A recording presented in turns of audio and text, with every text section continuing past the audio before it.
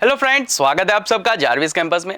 आज यहाँ पे हम बात करने वाले कि ये जो एनर्जी के बारे में हमने बात किया, लाइट उसमें हमने बोला था कि सबसे पहले कि गुड सोर्स ऑफ एनर्जी क्या होता है। वही ये सोर्स ऑफ एनर्जी, यस, हम हमारे डे टू डे लाइफ में कितनी एनर्जीज की यहाँ पे हम यूज़ करते हैं। जैसे कि ये इलेक्ट्रिसिटी हो गई, क्यों इलेक्ट्रिसिटी यूज़ करते?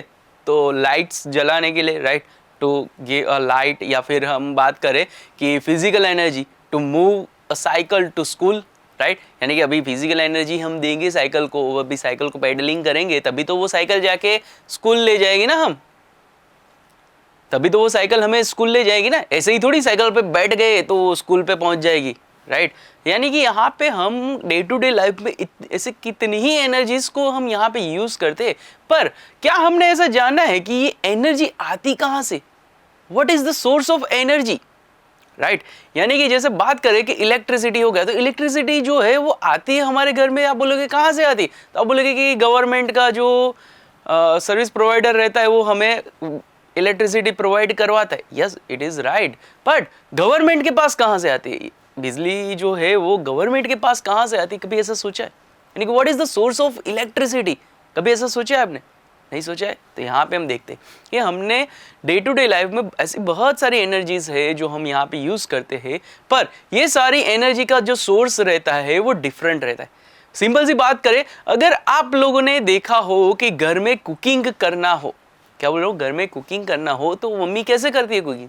आप बोलोगे सर हमारे घर में तो गैस लाइन लगाई हुई है, और जो स्टोव रहता है स्टोव को ऑन करे और गैस लाइन से गैस स्टोव ऑन हो गया और हमारी मम्मी तो कुकिंग उससे बनाती है। कोई बोलेगा नहीं सर हमारे घर में तो इंडक्शन है, इंडक्शन आती है ना सगड़ी सब, राइट। तो अभी इंडक्शन है और इंडक्शन के ऊपर रख के with the use of electricity, क्या बोल रहे हो, with the use of electricity अभी तो कुकिंग भी होता है, राइट। तो यहाँ पे यही बात है कि अभी कुकिंग दो टाइप से हो रही। आप अगर एशियन टाइम्स के बारे में बात करें तो वहाँ पे उस टाइम पे ना ही गैस लाइन्स थी ना ही इंडक्शन थे, तो वहाँ पे उस टाइम पे कैसे कुकिंग होता था? तो आप बोलेंगे कि वुड को बर्न करके। यस, वुड को बर्न करके भी कुकिंग होता था उस टाइम। अभी आप बोलेगे तो यहाँ पे सर कुकिंग के लिए तो सोर्स ऑफ एनर्जी तो बहुत सारे, जैसे कि इलेक्ट्रिसिटी हो गया, गैस हो गया और ये वुड को बर्न करके। तो भी गुड सोर्स ऑफ एनर्जी कौन सा बोला जाएगा? ये सभी सोर्सेस ऑफ एनर्जी है, yes, is that right, but what is the good source of energy? यानी कि तीनों में से गुड सोर्स ऑफ एनर्जी कौन सा रहेगा? किसको हम अच्छा सोर्स बोल पाएंगे? तो ये गुड सोर्स ऑफ एनर्जी वो ही रहेगा कि जो हमें इजीली मिल सके, कहीं से भी इजीली मिल सके, या फिर हम ऐसा बोल सकते हैं कि वो सस्ता हो, या फिर वो ट्रांसपोर्टिंग में इजी हो। जैसे कि अभी गैस लाइन है तो गैस लाइन सस्ता है कि महंगा पड़ रहा है वो हम अपने आप डिसाइड कर पाओगे, पर वो जो है गैस वो इजीली ट्रांसपोर्टेबल है क्या? हमें वो पूरे दिन मिलता रहता है, राइट। अभी तो क्या है, गैस लाइन्स आ गई तो 24 घंटा हमें कोई भी टाइम पे चाहिए गैस तो मिल जाता है। जब भी पहले वो बॉटल्स आते थे गैस के तो वो कभी कभार ख़त्म हो जाते, एम्प्टी हो जाते, तो उसको फिलअप कराने का टेंशन रहता था, वो फिलअप कराने के लिए जाने का या फिर किसी को बुलाने का फिलअप करने के लिए, या फिर वो बॉटल एक्सचेंज करवाते थे, राइट।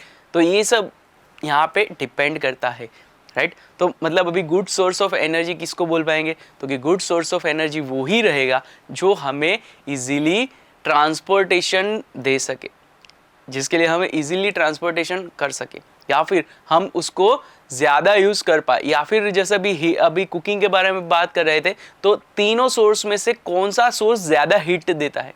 जैसे इलेक्ट्रिसिटी में ज़्यादा हीट मिलता है, या फिर एज अ गैस लाइन में ज़्यादा हीट मिलता है, या फिर वो बर्निंग ऑफ वुड में ज़्यादा हीट मिलता है, राइट।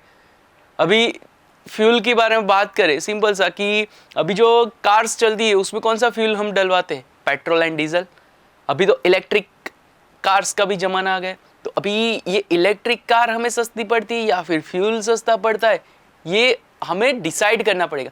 यानी कि सोर्स ऑफ एनर्जीज बहुत सारे, पर उसमें से गुड सोर्स ऑफ एनर्जी किसको बोलेंगे? जो हमें ज़्यादा कन्वीनियंट हो, जो हमें इजीली मिल सके, जो इजीली मूवेबल हो, यानी कि उसका ट्रांसपोर्टेशन इजीली हो सकता हो, वैसे सोर्स ऑफ एनर्जीज को हम क्या बोलेंगे? Good source of energy. Thank you.